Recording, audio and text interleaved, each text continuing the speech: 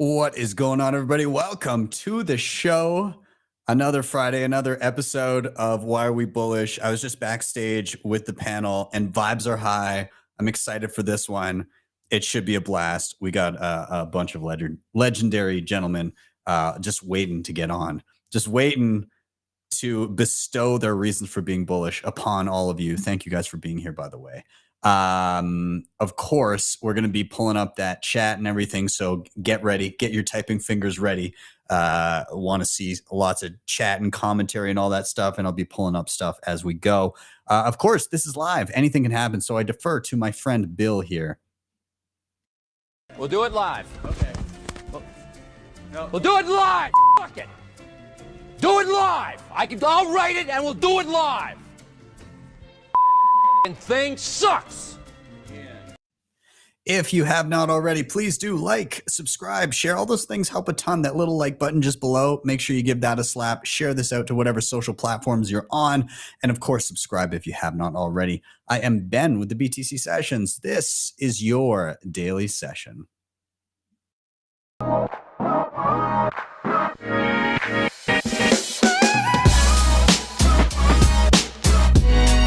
HODL the Bitcoin.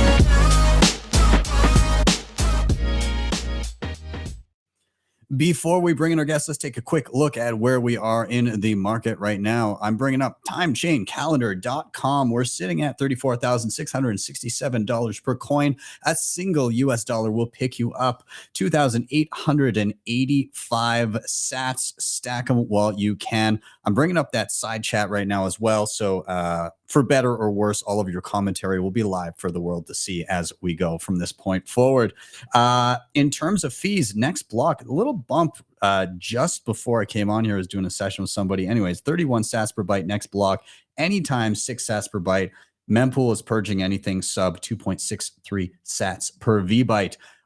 In terms of Bitcoin mined, we're sitting at 19.53 million of them, 93.01% of total supply, and plenty of other fun metrics over here on timechain-calendar.com. Make sure you check it out. TC's doing us all a service by putting together this little resource. Anyways, shout out to sponsor of the show, HodlHodl.com. If you are looking to stack some sats and you have some priorities in mind, like peer-to-peer trading, instant self-custody, and no KYC, this is a great way to do it. You can sign up with nothing more than an email address. Once you're in, choose a currency, payment method, and an amount, and you can start stacking non-KYC sats right away, viewing offers, going back and forth. They also do peer-to-peer lending, in which nothing is ever rehypothecated. It'd be great if I could talk. Anyways, check them out, HodlHodl.com. Links are down below. When you do stack some sats, of course, you're going to want to secure it with some of the best hardware on the market. I love CoinKite, everything they're doing. The other day, I shit you not, I pre-ordered 6 cold card Q1s. So they're on the way. I had already pre-ordered 1. So anyways, I've got 7 of those things on the way eventually. But they have a ton of awesome stuff. Of course, the Cold Card Mark IV is my go-to at the moment. I love tap signers, sats cards, block clocks, all their goodies. I have them stacked here. If you want to pick up or reserve anything I mentioned, head over to coinkite.com. You can use code BTC Sessions for 5% off everything in the store. Seedor is great for your steel backups. You got to keep those seed phrases safe, of course. They've got this disc and capsule design so that you can swap out your seeds if you need to, but this thing is resilient as hell. They've put it through the ringer, hydraulic presses, fire, water, corrosion, all that stuff. It will keep your shit safe. So you can check them out. You can get their full starter sets with mallets and everything to stamp your seeds. And yeah, head over to seedor.io. I have links down below if you're looking for the best shipping options available. The links will vary. Anyways, moving on, Nunchuk.io has you covered with your assisted multisigs, of course. You can set this thing up very simply on your mobile device. It works with tap signers, cold cards, and a ton of other hardware options. And when you do so, they'll hold 1 key. You hold the rest of the keys in a multi-sig quorum. It has baked-in inheritance planning, and the whole thing is KYC free. You don't need to use your personal information to sign up and have this thing work for you. So check them out. I have a full tutorial on them as well. And lastly, Start9, your sovereign computing solution, plug-and-play options for running your whole Bitcoin stack. So this includes Bitcoin Core, Lightning, mempool.space, Join Market, files, passwords, photos, Nostr clients, and relays. You name it, they got it. Everything from light nodes all the way up to what I'm running, which is the Start9 Server Pure which is an absolute beast. They just discounted it by a couple $100, and you can use my code BTC Sessions with a little plus and get yourself a further 18% off. Anyways, guys, check them out, start9.com. I'm done ranting here. Let's get the gentleman in the room. Welcome to we've got Rick here, we've got Rustin, and we've got the mustachioed Apple Wicked. Guys, thank you so much for being here. Vibes backstage, we're high already. I think we all collectively, I won't say it. We're all having a good time backstage, and I'm happy to have you all here. But we're gonna get into it. We're going to do a quick round of who are you and what do you do. And I want to give a shout out, of course, to everybody in the chat as well that is here watching live. Really good to see everybody here. Jaime, Matthew, Simmer, and Mopar and Joshua. Anyways, I see all you guys here. Very happy to see you. And of course, keep those comments coming. But let's do a round of intros for anybody unfamiliar. Rick, I'm going to toss it to you. Your background and some of your apparel is giving away maybe who you are and what you do. But I don't care. Say it anyways. What's up, man? just a little bit. First of all, when you said 2 bytes are getting wiped out and purged, that worries me. I have like 2 transactions. I was waiting on that, so that's freaking great. I was bullish up until that point. That changed everything. What's that per byte maximalist or what? Yeah, I'm worried now. But no, I'm Rick from Cryptocloaks. We do a whole bunch of different things for 3D printing.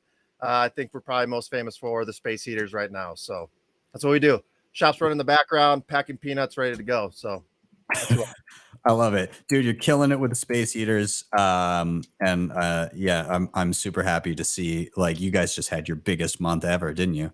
Yeah, it was nuts, man. For a bear market, that's pretty insane, to be honest. Yeah, fuck yeah. Good job, man. Fuck yeah. Also, Nico is being observant in the chat. Ben is drinking in all caps. I suppose so. Yeah. Rustin, I'm going to toss it to you, man. First time on the show. Thanks for being here. And again, I heard you on Spaces the other day. I can't remember where you were on, but somebody was very correct in citing that you have the best podcast voice in the game. So welcome, man. Give yourself an intro. Yo, man, appreciate that. A little overhyped there. But I'll appreciate that. Was Josh at large. We were kind of doing a space bridging the libertarian community and Bitcoiners. That was a lot of fun. But I'm Rustin, head of news at Simply Bitcoin, kind of handle work with the team, getting those tweets out, staying on top of it, in charge of Simply Bitcoin Originals. Every now and then you'll catch me on Simply Bitcoin Live and kind of lurking back when Nico and Opti are doing their thing, getting things taken care of in the background. But super stoked to be here. Been a fan. One of the first things, we were talking about this before, but one of the first videos I ever did, no one's ever seen this. I doubt you can find it on YouTube. It's absolutely terrible. But I was super stoked and watched Ben and them a lot. And it was an old Why Are We Bullish? And it was the yellow the prophecy episode, and that was when Yellow had the Rick and Morty background and all that. So yeah, and I also work with Wicked Cafe Bitcoin. I get some research and news into Alex in the morning and just kind of help keep the spirits up in the old chat. I will say this won't be part of my bullish, but I am bullish. I bought low on the Apple a long time ago, and he's like Michael Saylor's right hand man now. So I love it. Awesome. Well, I'm glad to have you here, man. And yeah, you're killing it. I'm enjoying everything you're putting out. And speaking of content that I'm a huge fan of, Wicked, I'm glad to finally have you here. You've been killing it with the educational stuff. Welcome, man. Give yourself a little intro. Hey, man. Thanks for having me. I'm really happy to be here, too. So I am Michael Saylor's right-hand man. And no, just kidding. No, I mean, I'm mostly just a pleb trying to learn about Bitcoin, right? And in my learnings, I try to teach as well. So I put out a lot of animations that have, different statistics and things about Bitcoin that can help you learn. And then more lately, I've been putting out tutorials for hardware wallets and signing devices and how to use Sparrow and all that good stuff. So unlike Ben, you won't see my pretty face, but you'll see my hands at least, and you can imagine they're yours. So maybe it'll help you kind of figure out how to do it yourself. I mean, I see your face right now. What are you talking about? You're full. Oh yeah. Oh right. Yeah. My full red. My I'm full pretty red face. Pretty sure those hands are moisturized too. Yeah. Are you trying to tell me you're not actually a mustachioed apple? I don't think so. Yeah. Well, guys, I'm super glad to have you all. This is going to be a good time. And again, everybody in the chat, thank you for being here. Jaime, I see you in there as well. Good to see you. He's asking if anybody was me, had some hot tips for for Halloween. Yeah, I mean, we convinced, we have another tip now. We got Nathan Fast to dye his hair. So we've got a trio of tips that my ranks will continue to grow. I'm warning you guys now that this is a 51% attack on the male hair in the space. And so all of you on this panel, eventually, whether you like it or not, will have a blonde tip. We're going to have to do something with the leaf, I think, maybe is how we'll have to do it, but we'll figure it out. I'm working on it. I'll have it by the end of this. Oh, he can sprout another bleach that leaf. Yeah. I think it can happen. I think it's gonna happen. Anyways, guys, we're gonna dive in now. Everybody that's watching, thank you for being here. Of course, give this a like, give this a share. That helps a ton. But we're gonna dive in. This is Why Are We Bullish? Very simple premise of the show. Each one of us has come with a reason for being bullish, something that has us excited in the Bitcoin space. It could be anything. It could be a personal experience, a news item, an app, a piece of hardware, whatever it may be, doesn't matter. But the flow of the show will go as follows. Somebody's going to drop their reason for being bullish. This is their chance to rant and let us all know what they're excited about. After that rant, number 2, we're all going to riff on it together. Questions, comments, whatever rabbit holes we decide to go down. And then finally, 3, we're going to rotate to the next person until we've all had a turn. So reason, riff, rotate, simple, easy as pie. So I'm going to get us started today with my reason for being bullish. And I was conflicted. I had a few different things that I wanted to cover today, but I settled on one. And I settled on this one because it's a big fuck you to walled gardens. And this is what I love about it. And it has to do with Nostr. And so the preamble to this is a while back, earlier this year, Apple basically said to Damus, which is a client for Nostr, decentralized social media network, basically said like, hey, you guys are doing in-app payments and that's not allowed on the Apple App Store unless you give us our 30% cut. And you should use Apple Pay instead, and basically like booted them out of the App Store. And so they basically jumped through hoops to try and get approval to get back in the App Store, and they still came back and were like, no, screw it. You guys are doing payments, not okay. So you're gone. And so they basically had to remove Zaps, and anybody that's not on Nostr, basically you can very easily integrate Bitcoin Lightning Network with Nostr and then be basically tipping posts with Lightning payments as you see fit, which is super cool. You can click on a post and instantly zap somebody from a Lightning wallet you've connected. And so the response to this was, Damus didn't just not want to be on Apple devices, so they had to capitulate and remove Zaps, at least from posts, because Apple decided that if you were tipping a post, then you were unlocking digital content or paying directly for content in some way, and that was not allowed. But you can still go to somebody's profile and send them a Bitcoin tip, because that for some reason doesn't fall in that same realm. Well, a few guys put together a tool that basically bypasses all of this, and that tool is called Zapple Pay, which is great. And so this my favorite is the preamble from Zapple Pay on the website. Zapple Pay lets you zap from any Nostr client. Just react to a note, and then they crossed out note and put in the like SpongeBob type unlockable digital content with a hang 10 emoji. And Zapple Pay will notify your Lightning wallet over Nostr Wallet Connect to pay the zap. And so this is super awesome. I just did it as a test today, and then I got my buddy Dave to set it up because the zaps weren't working for him. Anyways, so the way it works is You go here, you literally just go to zapplepay.com. If you're on an Apple device, you have Nostr, but you can't zap posts, well, here's your solution. You go here, you go and you're going to drop your NPub. So your NPub is your public identifier. So if I'm looking at, say, my account here on Nostr, it's usually on your profile page, and it's just a clickable little link. Okay, great. It's a string. So I go over to Zapple Pay, and I paste it in. Okay, so that's all the information I need here. Then it says, hey, what emoji do you want to use for this? And you choose what emoji you're going to use. Lightning, hang 10, thumbs up, whatever it may be. You choose it. Then you say, what amount do you want to zap every time that you do that? Maybe 21 sats. And then lastly, you're going to get something called a Nostr Wallet Connect string. Okay, so a Nostr Wallet Connect string is going to be generated from whatever Lightning wallet you're using. And some of them don't support it, but a number of them do. One such one that supports it would be something like Alby. So if you are using Alby, it is custodial, so not the best option. I'm going to show you a better option in a moment, but just an example because I know a lot of people use it. So Alby, you can go to this website, NWC, which stands for Nostr Wallet Connect, .getalby.com. And this basically, if you already have Alby set up in your browser, it'll already be good to go. And you just hit, I'd like to set a new connection. You give it a little name, and it's going to pump out a little code for you. And you just go back over to Zapple Pay, and you paste in that code, and you hit save.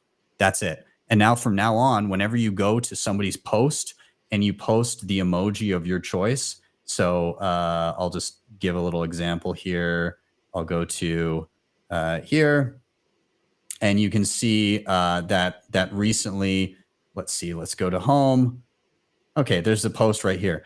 All I would need to do to zap this person is to paste in, and I think if I can do it, let's see, hang 10 emoji. I'm just going to copy it really quick. So if I copy this and I just go and paste it over, and I'm obviously going about it not in a super easy way, but anyways, hang 10 emoji. That is so dope. Doing this doing it on your desktop is not as easy as doing it on your mobile. But are you on Apple right now? I am. I'm on a Mac right now. I can't remember the shortcuts. Yeah. So here's my hang 10 emoji, and this is zapping somebody. I had already set it up previously. It's zapping this person 69 sats. Nice. So nonetheless, I just zapped this person by posting an emoji. And you can do the same. The other suggestion for wallet that I did this with is Mutiny Wallet. And this is a non-custodial wallet that you can get. It's browser-based, and you can install it as a progressive web app on your phone.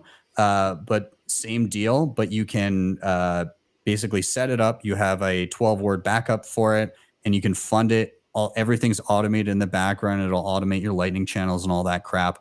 And then in the settings, you can get a Nostr Wallet Connect code and plunk it into Zapple Pay, and you're off to the races. So you can do this custodially or non-custodially in a few clicks, and you're set. So I'm bullish because every time, when it comes to Bitcoin, when it comes to Nostr, when it comes to all this stuff, every time somebody tries to establish a walled garden, there are people here that get to say a massive fuck you and build tools that routes around it. And that makes me bullish as hell.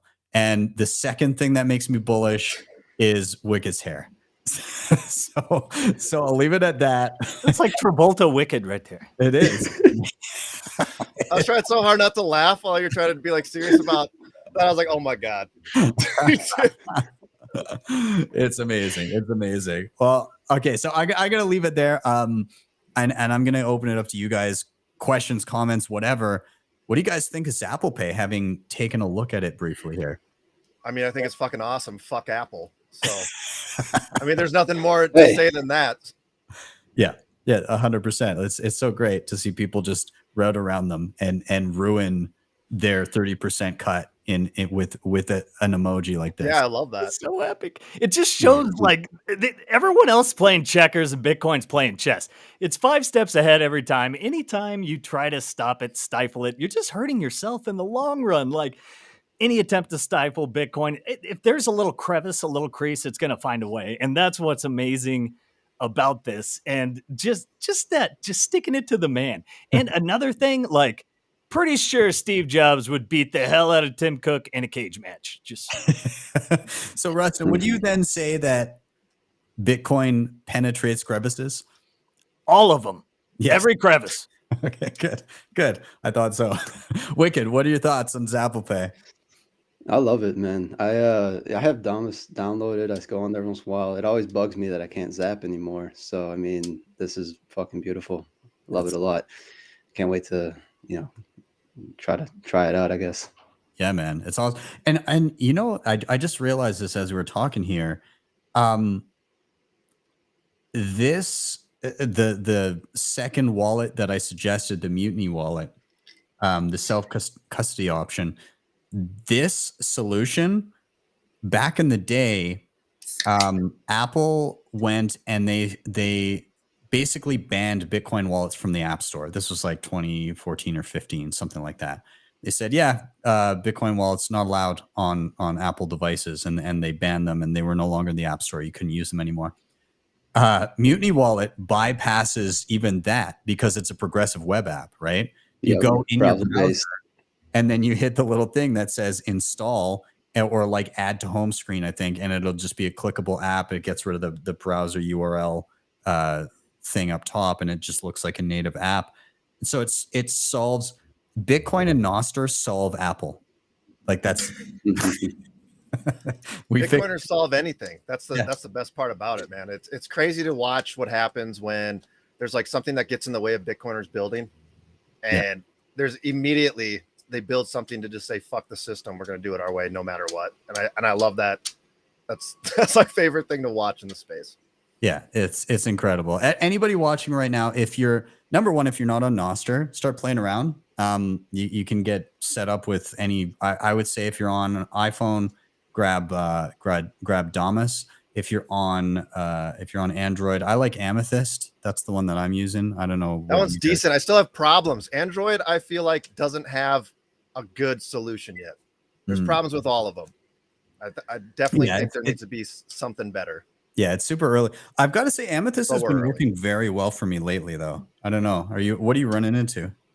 Like, mine never updates. It's slow as shit. So maybe I don't have enough peers or connections. I don't know what the hell it is, man.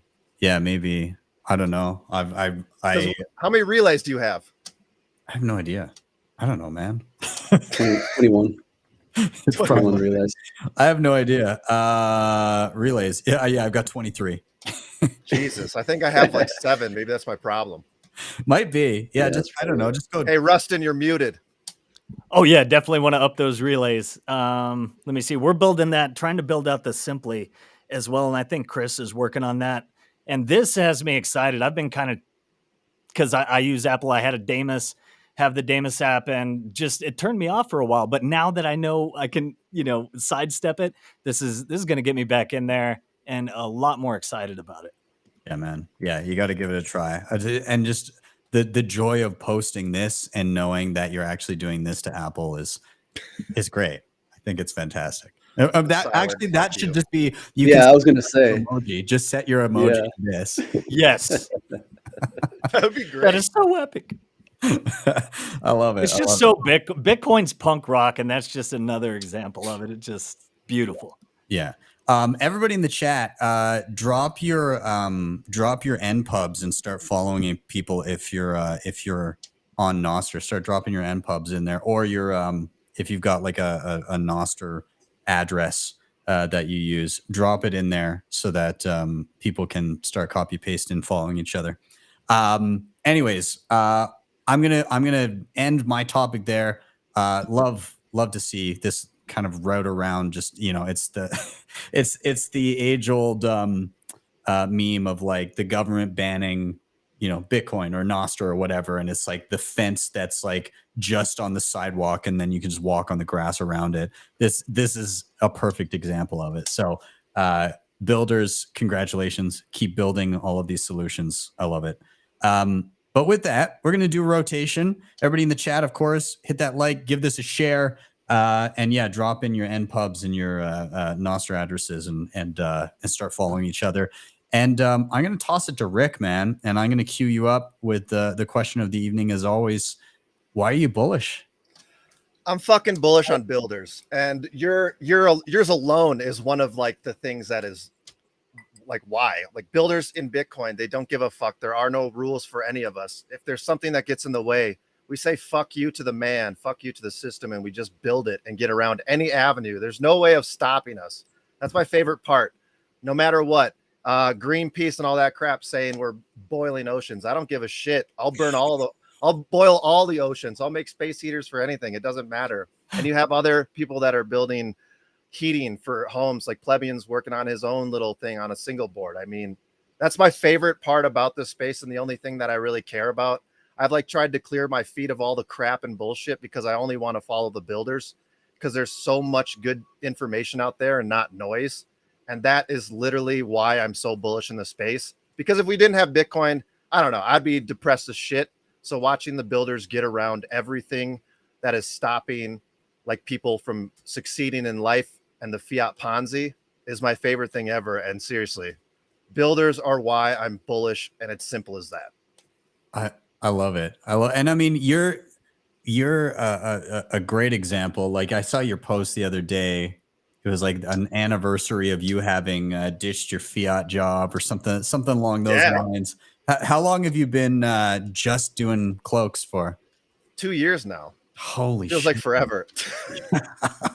Wow. That's wild. And I love it, man. Like I want more people to do that. So whenever I get DMs, I'm like, yes, here's how to set up a website, get BTC Pay, run your own shit. Like it'll take time to build. So I have no problem trying to guide people into starting their own businesses because I love to see it. I don't care about me at all. I want other people to succeed as much as I am because it's freaking sweet. Like builders, we need more. There's not enough in Bitcoin. We're still super early. Yeah. Yeah. I don't know. Do you gents want to dive in? Comments, questions, rabbit holes you want to go down in regards to builders? I don't know how much we could do better than Rick in that fire right there, dude. You just straight brought the hammer. But again, I just get pissed, man. Like builders, man. We just fucking change everything. We want more. We want more. No, man. Every walled garden will come crumbling down. That's what Bitcoin does. That's what you guys do. That's what Ben when he's teaching and Wicked when he's teaching, and he's creating these illustrations, and people see Bitcoin in action, and then now they understand, and then now they understand the technology, so they take self-ownership, and they want to take pride in that, and that's where they go to Cryptocloaks, and then they get that personalized feel and that fuck the system. It's beautiful. It's beautiful. Yeah. I love that. It's super awesome. Yeah, I think in particular too, the people like Rick, you said the builders through the bear market as well. And it's bear markets can be rough, right? And so absolutely. I think Bitcoiners that build businesses and products and things that can survive those type of trials, like it hardens them and makes them better at their craft, right? 100%. That's why I love watching. That's why I always preach, build during bear markets. This is the best time you can. Yeah. Because if you can make it in a bear, you can make it anytime you want. Yeah. 100%. It's again, like it gets rid of the grift. And another person that I think is he tends to hit the nail on the head when it comes to this topic is Matex. Awesome artist, and he talks a lot about Bitcoiners building products and services and stuff like that, and how it's not like fiat land where you can build some trinkety bullshit and then toss it out there and have people just continuing to buy your stuff, because people are spending sats. They're not spending dollars on your stuff. They're spending sats. And that comes with a whole different mentality, because you're actually trying to decipher if your purchase was worth it. And so I think a quote from Matex, and I'm paraphrasing here, but he's like, if you're for a while, you might be able to get by just slapping a Bitcoin logo on something and shipping some shitty product, and like you make a few sales.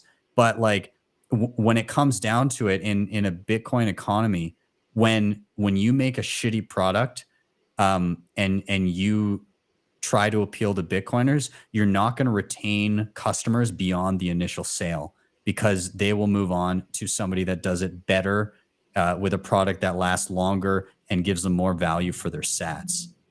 1,000%. Yeah. Yeah. Wicked, I'm curious your thoughts here too.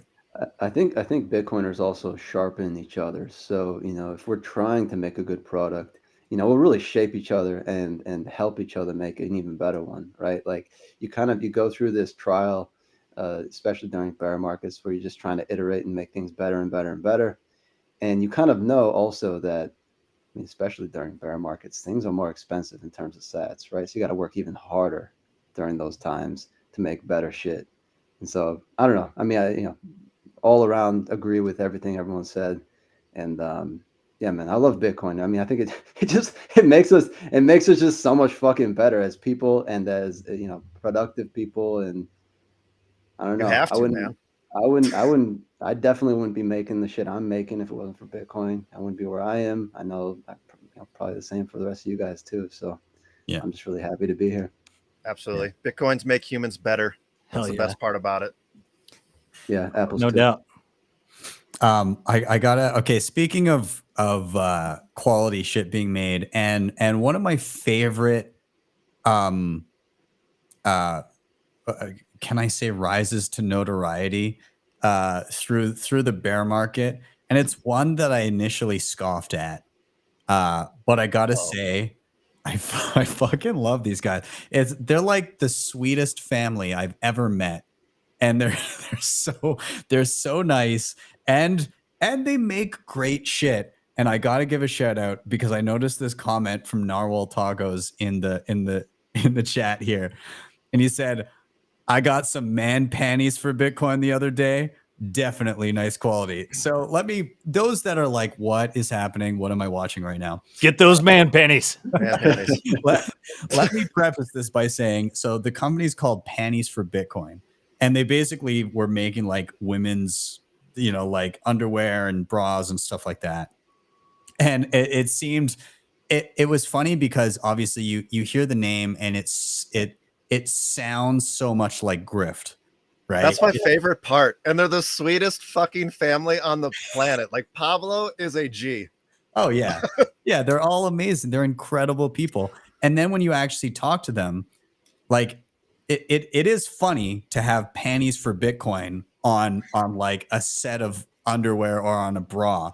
But then you actually like you go and you're like, oh, this is actually, you know, it's, I don't know. And I was never a connoisseur of like quality undergarments before, but like you go and you're like, oh, that actually feels like pretty good quality. And they were nice enough. They gave me like some stuff to bring home to my wife. And she was like, what the fuck is this? And then she put it on and she was like, this is the comfiest shit I've ever worn in my entire life. And she like loved everything about it. And now she's got like her, you know, all she's got so many pairs and she loves it. And then a bunch of guys were like, well, I want a pair of like super comfy boxers. Yeah. They finally made some like men's boxers. And the reason I pulled up this comment from Narwhal Tacos is because I literally got my P4Bs on right now, and they are the comfiest goddamn things I've ever had. And they're awesome. And keep those boys supported. Yeah. And the gentlemen that are concerned about having panties like written on, they've abbreviated just P4B. so you can much more manly. You can still way more manly. Yeah. But I got to give a shout out to them because like it's ballsy to come out and create a product called Panties for Bitcoin. 1,000% it was. It was at first when I first saw that company, I go, what the fuck is this? Yeah. Dude, Bitcoin Simmer nailed it. Bullish balls. Here we go. Yeah. So one, it's ballsy to make that, but two, it's equally ballsy to put actual effort into making a solid product behind it. And I think that's kind of what makes it work is because it seems so much like a grift.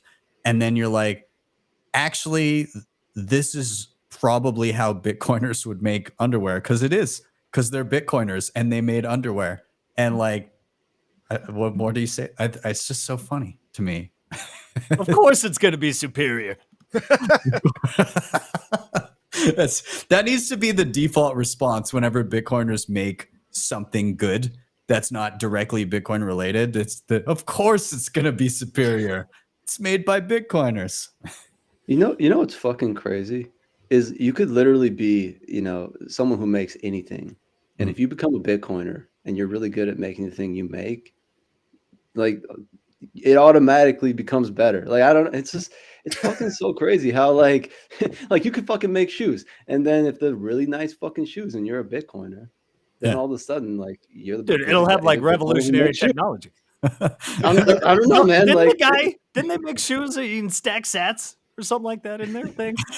Walk for sats. I mean, I've seen some Bitcoin shoes that are kind of like cheesy, right? Like those, I don't know. Those aren't what I'm talking about. But some nice quality shoes. We need a Bitcoiner who, and then Maxes go hard, right? Peer to peer, I mean, Maxes go hard. What do you mean Maxes? What are those? Those bright orange, like, what are they? Nike Air Maxes or something? All right. Get them in bright orange. But I can't wait till there's literally a Bitcoiner making everything. And then there will be. That's all you need. And then that's all you need. I mean, then a circular economy, you get anything you need. It's the best of quality. And that's how the world's going to place. That's literally fucking it, dude. That's like a whole other angle, because again, like, I love the idea of these circular economies where you can go and like, I currently live on Bitcoin. I'm not saying I don't jump through fucking hoops to do so, but yeah, you do, man. Yes, I do. But like, having those circular economies is important. But like, when you can live on Bitcoin, it incentivizes you to spend less than you earn. And then your savings are in a money that can't be debased. And so you become better and better off. And so you start building these communities where naturally the communities that are on a Bitcoin standard are going to become more financially free. But that, Wicked, what you said is a whole other aspect of it. Is not only are the Bitcoiners and their communities and their circular economies going to become more financially free, but they're also going to have all the best shit. Right? They're all going to have all the best stuff, and everybody's going to be like, why do I have no money? My savings aren't worth shit. And all of my stuff is falling apart constantly because their entire lives are fiat. Right? Yep. We got all the best shit, and there's nothing you can do to stop us from buying it.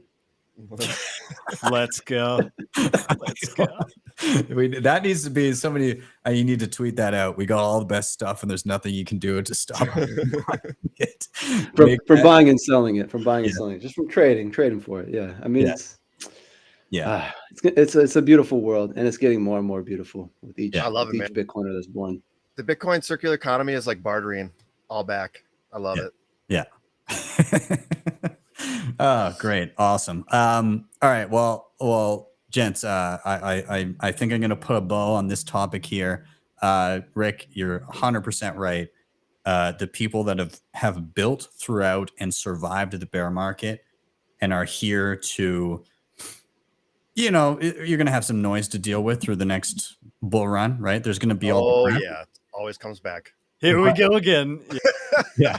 But hey, next bear market, we'll be kicking it here, and we'll see who survives again, and we'll get stronger for it. So I love it, and I can't wait to do another 4-year rip with all you guys. I think it'll be great.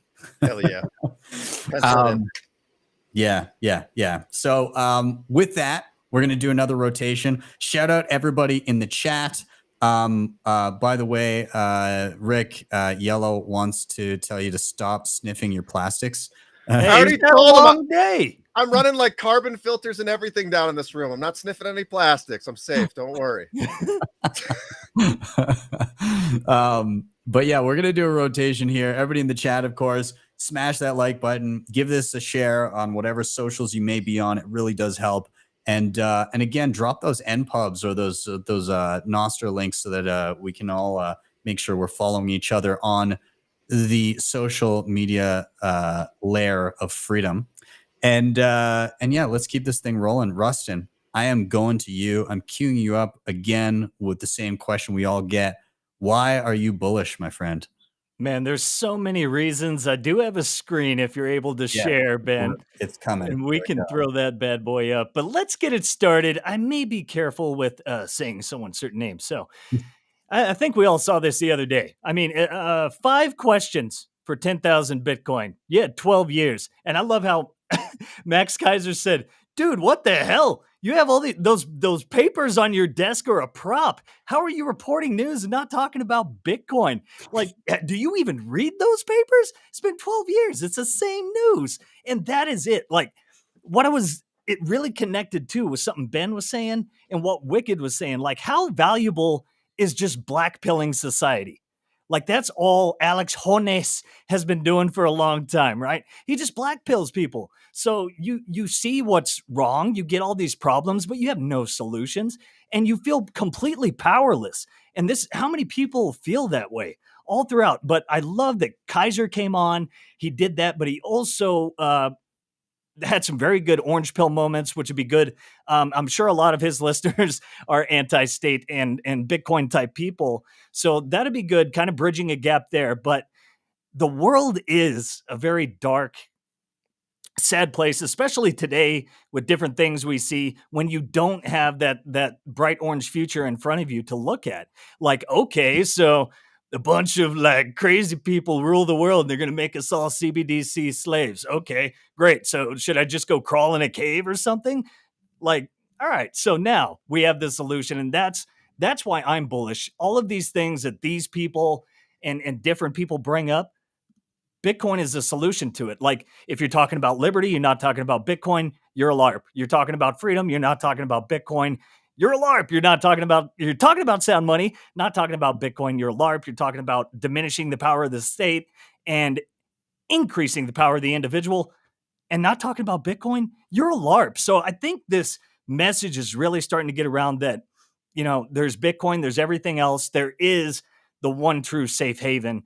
And there was also some bullish news. Jurian Timmer, who is the head of global macro at Fidelity, had some very bullish bets. He said that Bitcoin is exponential gold. And when he goes in to break this down, he had some very good charts, but there was one, I don't know if I have that one with me here, but this one is where he goes in, the typical projections of what could happen based on trends.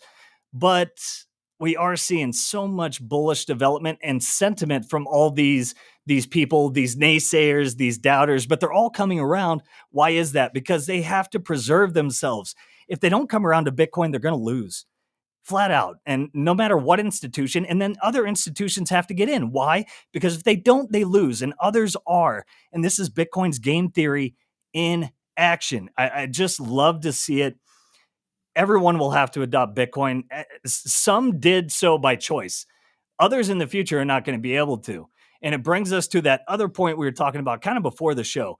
Thou who shalt effeth around shall find out. And going back to FTX. And, all these people. Didn't we have Kevin O'Leary? It was a year ago. It was like after the debacle, he said, yeah, I'd refire up FTX. I'd fund SBF and all these things. So what are these people about? Man, I just love Bitcoin is everywhere. And everyone now is at a point where they can't deny it. And it is building this perfect storm from the debt spiral, macro calamity, geopolitical tension. But with all of this going on, what's Bitcoin done, since November? It's up about 100%. So plenty of reasons to be bullish, and it will be Bitcoin being the safe haven as fiat world deteriorates. I love it, man. I love you're so right about, this fiat news cycle of just drumming up rage, right? It's all it is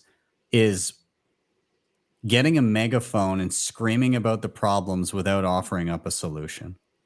And it's day in and day out. And you see it from whatever side of the political spectrum you're on. It doesn't matter if you've got CNN or Fox News, you know, on a rotation 24/7 in the background, or if you're watching like, Yeah, it's a 24/7 doom loop, right? Like, Yeah, doom and gloom. That's what they need. yeah.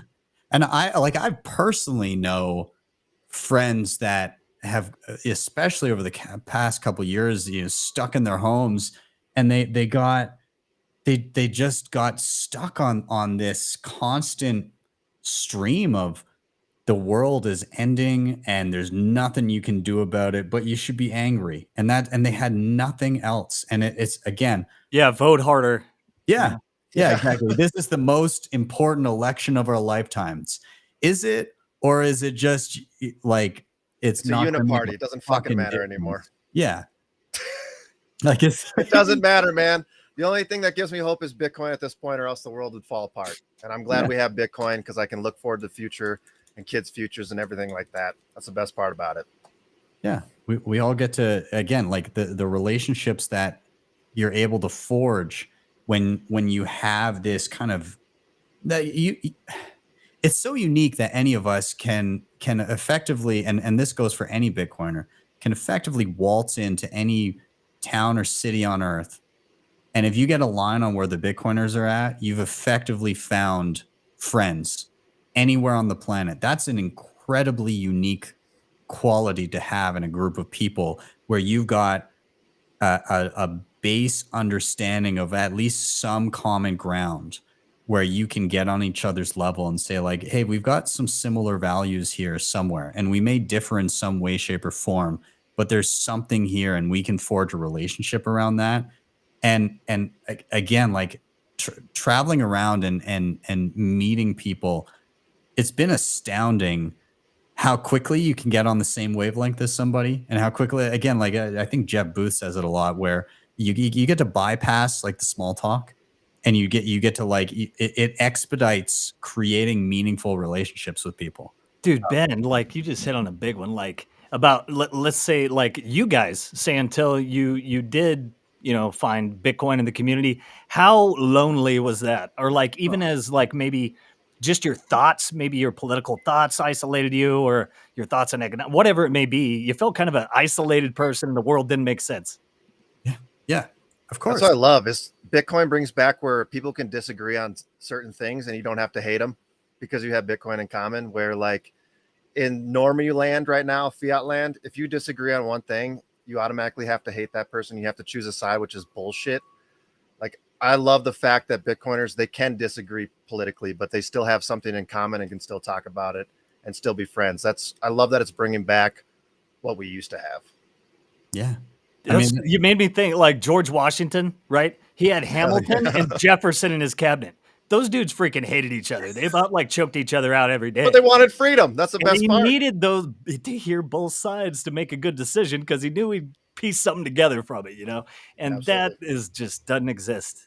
yeah, you're So right. Unless you're a freedom and Bitcoin person, yeah. Yeah. I have a question. Do you think it's the people that are like that get attracted to Bitcoin, or do you think it's Bitcoin that changes the people who find it? I would say probably both. Yeah, a little bit of both, A right? little bit of both, to be honest. I'm 'Cause gonna I- say, I was sorry, Ben. you go, I'll Rick, and I'll go. I was after. gonna say I was pretty doom and gloom for a while until I found Bitcoin, and then it gave me hope for like the world in the future, because you do get sucked into all that bullshit. And I've been in here for like 6 years, which is fucking nothing. But I didn't really believe in anything, and I had political values that were probably completely wrong. And now I'm just like, you know what? No, fuck the system. They don't care about us at all. And once you go down that rabbit hole, everything changes for the best. And it really is like you can kind of bring that back to your family and family values. And I don't know, most things that the Bitcoiners talk about on family values, nuclear family, stuff like that I align with that perfectly. And it's been nice to find more people like that. Yeah. I'm gonna say on a personal note that my experience is that Bitcoin completely changed the way I thought about the world. I was one of those polarized, it's, you must think this way or you must be the bad guy, right? Like it was the default, like, good team, bad team mentality that a lot of people get in, and it doesn't matter what end of the political spectrum you're on. That's what you're fed. And so I fell into that hard, and I fell into that hard just as I was discovering Bitcoin, and a lot of the ethos and stuff like that was still. What I'll say about Bitcoin is it was clearly started with a few core tenets and values in mind, in and around like just like the freedom of association and the freedom to transact with one as one sees fit, and like the respect for personal property, and all of those types of things, and with that in mind, and with those key tenets of like, live your life as you see fit, just don't infringe on anybody else's ability to do the same. I think that part of it is kind of baked in, and the rest is kind of open to interpretation. But I think those key tenets, those really impact people. And as you understand Bitcoin, it shapes how you start to see other things. And so I've become, more or less as averse as I can to people telling other people what to do. And I now recognize that as such. Whereas before, I would have just thought, well, of course, this is how people should do it, and so you should just do it. And if you don't do that, then what are you thinking? Clearly, you're a bad person that is going to do something that's not in the best interest of the group. And you have this, you're fed this collectivism BS, and Bitcoin completely changed that in me. And I think that it was a recognition that humans have certain tendencies, and everybody is going to look out for themselves and their immediate family first. And we need to recognize that that's just a reality of being human. If it's between my family and somebody on the other side of the globe that I've never met, then clearly I'm going to, the incentives tell me that I need to protect the people that are closest to me first, and I need to do things that will help them and make them have better lives. And so if we can recognize our natural tendency to do that, and we can remove incentive systems that allow us to exploit that system and make the world, siphon wealth to enrich us and the people that we love at the expense of others, because people will naturally do that if they have the ability. If we have a system that is kind of from a base layer fair and equal opportunity in terms of if you work for it, you can achieve it. That's the best that we can do, right? Is give people the opportunity to work and benefit if they are doing something that people find value in. And it completely shifted my mentality of like, well, of course, like we just need to like take things away from people that have worked hard and give it to people that have nothing, not realizing that the incentives in doing so will promote people to do nothing, and on both ends of the spectrum. If you're on the receiving end of somebody who's worked hard and had their money taken from them and given to you, you're incentivized not to work anymore. If you're on the losing end of you've worked hard and somebody took your money away and gave it to somebody else who did nothing, you're incentivized not to do anything. It incentivizes everybody to do nothing when you steal from people that do something. Yes. Welcome Preach. to collectivist utopia. Frickin' preach. Yeah. It's like it changed the fundamental way that my brain works getting into Bitcoin. I've never thought, and it's just the rabbit holes that you go down of like, the one book on my shelf right now, what is it? Economics in One Lesson by Henry Hazlitt. Henry Hazlitt, yeah. Yeah, it's a short read. It's literally one lesson told in however many different ways over and over, and it just pounds the point into your brain that there is no fucking free lunch, and everything that you do has a consequence, and you need to look beyond the surface level effects of what you're doing. That's it. I love it. It's true. We need horns. Where's Opti with the horns? Like, get him going here. That was awesome. Good job, man. He's got him. I was wondering too, is there an effect of Bitcoin in like you feel more likely to call out wrong when you see it? I think you're better at calling out bullshit because Yeah. you're just like, nah, grifters or whatever. Like we call out scammers so easily now because we know that, I don't know, our values change. Why is it that those people are liked by the normie world? Like, why is Kevin O'Leary got a show? Like, Unbelievable. this is nuts. Because the normies want a free lunch. And it all Facts. comes back to that. That's Boom. why. You know, they Also, want the quick money. normies Damn are taught that flip-flops. normies are taught that they must rely on the state to give them enough to survive, right? That's the problem. Or that even if you're making enough to survive, that there's people out there that will always need to, like it's almost as if philanthropy won't exist if the state wasn't there, which couldn't be further from the truth. I know. Who will build the roads? Yeah. I don't know. Every fucking person on the planet. Typically, the people preaching philanthropy are exactly the opposite. I think we know how that works out. Yeah. But I've got to say, like, I've given more away since having like a degree of success than I ever have previously, right? Like I think like, especially on the scale of like just like donating to things that I think are worthwhile, like supporting people that are building things and like even like Geyser Fund and stuff like that going on. Oh, I love this project that's happening. Oh, toss over some sats here, or just random people that you come across. Like I could make a difference in this person's day by doing the following nice thing for them and giving them something.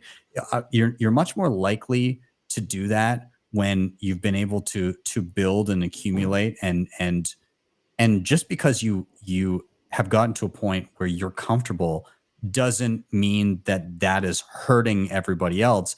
I think the absolute inverse, you're more likely to help more people if you've been successful. 100%. Couldn't agree more. Yeah, it's 100%. Yeah, that's just be wary of people associated with big tech companies like the people who make Xbox talking about their philanthropic endeavors. that's true. They like philanthropy through coercion, though. That's the difference. And they love to brag about it and make sure everybody knows about where they're donating. Yes. Where Bitcoiners are different. If you donate, it doesn't matter. Like you just donate because you truly love what that person's building, and you don't need to be like praised. You do it because you feel good and like you want to support them building something. Like when you say tuck Fruito. And it doesn't even have to be. It doesn't have to be value. It doesn't have to be sats. It can be time. Exactly. You can donate your time, right? And sometimes your time is actually worth more than the sats. So I mean, I know like BTC sessions, you donate tons of time to helping out plebs, right? Yeah. I think the videos you made when you first started, I'm sure you get monetized them now. I'll try to get to that level. But when you first started them, they weren't monetized, I'm sure, right? You're just doing it out of. I would like to see if anyone else is more directly responsible for people taking cold storage. Or like, Exactly. Yeah. Right. True. I will say that I did 4 years of free shit. Mm-hmm. People don't understand that. I love that, man. Like people building it usually takes 2 to 3 years to make any money. Yeah, it's and it's and everybody goes through that period of I'm gonna, it's proof of work, right? Like people put in the work, and it's not that it doesn't continue afterwards. It's not that you don't continue giving your time. You still like, yeah, okay. So obviously, like I have sponsors on the show, but I make a point that no matter what, like a lot of people have been like, why don't you just fucking paywall that shit and make a course and pull all your stuff off YouTube and then you just directly monetize? Well, no, because I think it, like for me, I think it's super important that every single person has resources so that they can always learn the tools for free. And like, yeah, I can monetize in various ways. I can have people like do one-on-ones or do workshops or whatever. But like at the core, I want people to be able to just like click a video and hey, if any of you watching are like, I fucking hate sponsors, great. There's a little slider at the bottom. And if you skip ahead about 2 minutes, you're into the hour and a half long fucking Lord of the Rings tutorial like immediately after that first 2 minutes. So you can scrub, and then you got all the free content you need. So Yeah, just yeah, I don't know, man. I'm super bullish on that proof of work that people are putting. And Wicked, you are one of those. And there's there's some other awesome educators. There's a dude named Cole. yeah, Southern that guy's Bitcoiner. awesome. Yeah, Mhm. out of South Africa. He's doing awesome stuff. There's a bunch. Even like I got to give a shout out to Julian, Kinetic Finance. And he does Yeah. these shorts, right? Like he does a lot of like TikTok, Instagram type stuff, but he's doing awesome stuff. And then he also makes long form, like actual documentaries, and he's doing one in Peru coming up. Is So that Linger or Julian Linger?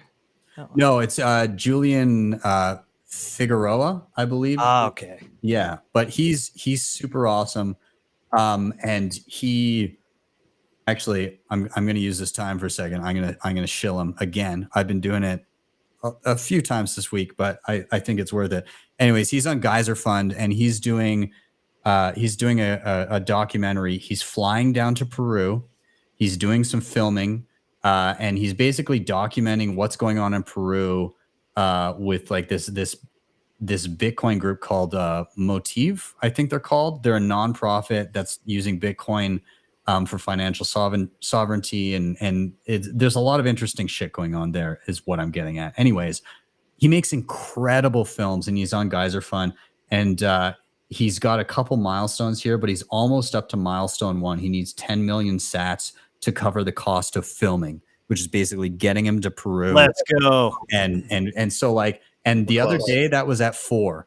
So people have been dropping sats. So go do it. Go to Geyser Fund, look for Peru's Bitcoin revolution. And yeah, so he's 10 million sats to cover the filming. And I think he's really close to his secondary goal. Like I think a total of about 20 million sats for all the post, like in total for the entire film. Basically go down there, film, get back all the post-production and all the shit he needs to do. So anyways, I think this is worth it. I love everything he's done. If you're unsure and you don't believe me, go watch his Guatemala Bitcoin Lake documentary. Yes. It's friggin' incredible. The quality of his filming and his production is like he's one of the best filmmakers in the Bitcoin space, and I put him up there with Max DeMarco and yeah, Max is awesome, and Bitcoin Shooter is another awesome. Oh, love Bitcoin Shooter. Yeah.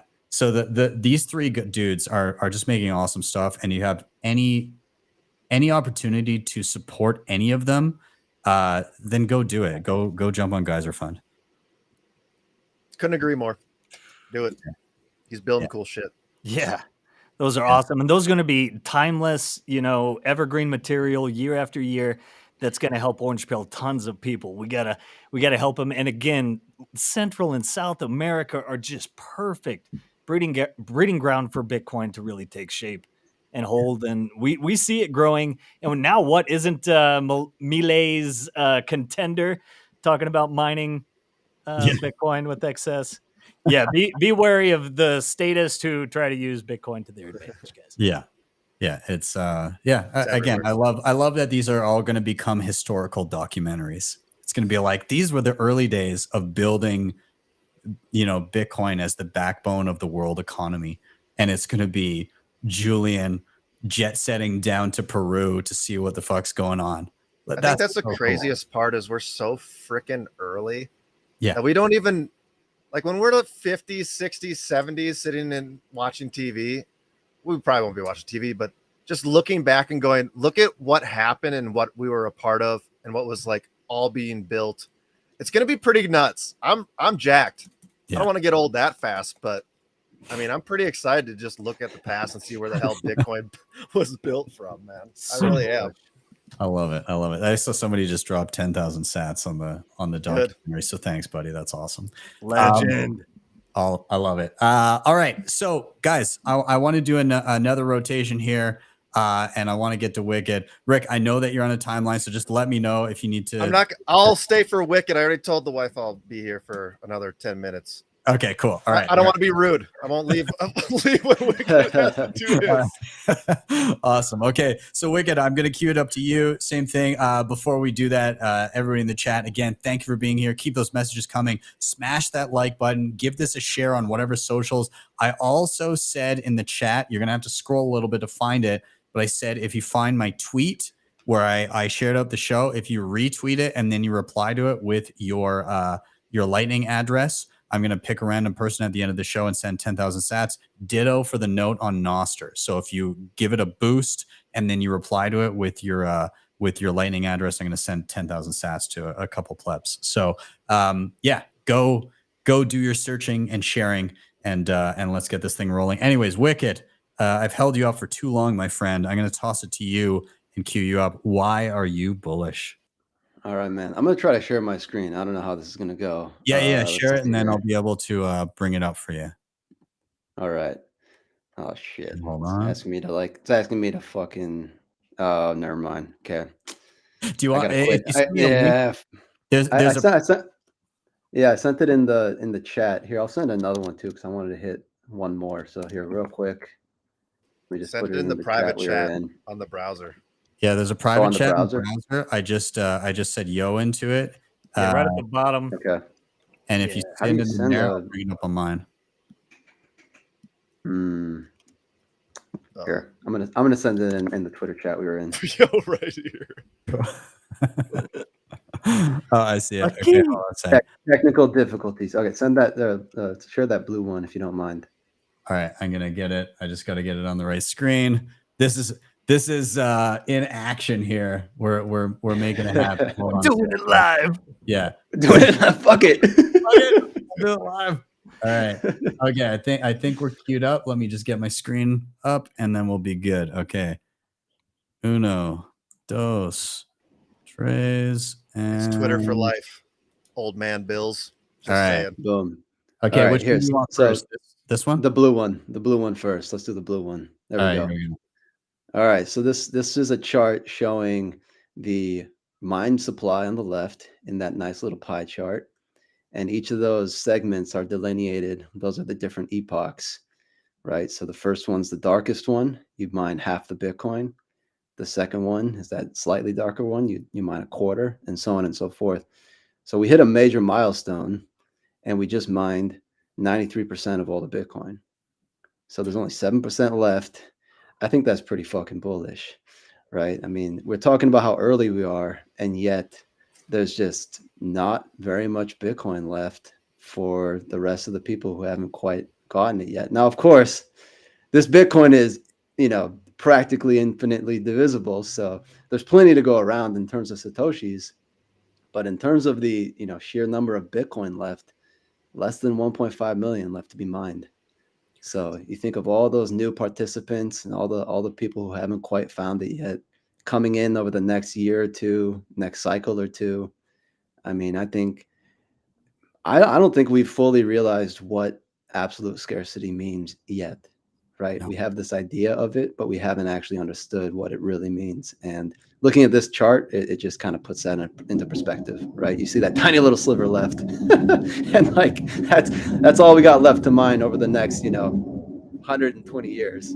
It's just crazy. It's crazy. So the one thing that stands out to me here too is like block subsidy 6.25. That's dropping soon. 3.125. 3.125. Yeah. And I think it's really gonna get hit home when miners aren't even awarded a full Bitcoin for a block subsidy for mining a block. Yeah. Like I think crazy. I mean, and there's people like right now, like the average person can't is gonna have difficulty like the average person living in the West, living in the United States or in Canada or you know, Western Europe, they would have a hell of a time if they started now on just their disposable income trying to obtain a single Bitcoin, right? Like Yeah. that's already out of reach for so many people. And Yeah. like look at the block subsidy right now. Like that 6.25 Bitcoin is totally out of reach for your average person. It was totally in reach, you know, in Maybe not the 20, last epoch, right?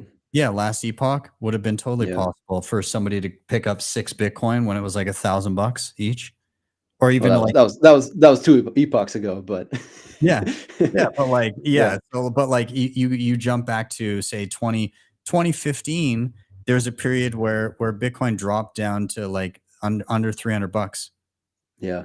right? Right. It just keeps getting scarcer and scarcer, man. It's just such a crazy fucking money. I So just, so you know, Wicked, what happens when so we got that, it's getting scarcer but also less sell pressure for miners. Mhm. What's that effect? what do you mean less sell pressure? What do you mean by that? So since you have less available coming online, doesn't that Yeah. incentivize them to start hodling for the long term? Or You'd think so, but I mean, I think mining tends to be a pretty cutthroat industry. So I tend to treat all mined Bitcoin as basically Bitcoin that will inevitably reach the conditional market sell? because yeah, I think they have to sell most of what they mine in order to cover operational costs, but then also to continue to upgrade their you know, their hardware, because if they don't upgrade constantly, like they have to upgrade every fucking year, every other year, if they don't keep upgrading their hardware, they you know, they fall behind the pack. Yeah, if So they they're don't add hash, constantly they're losing. Yeah. yep, yep.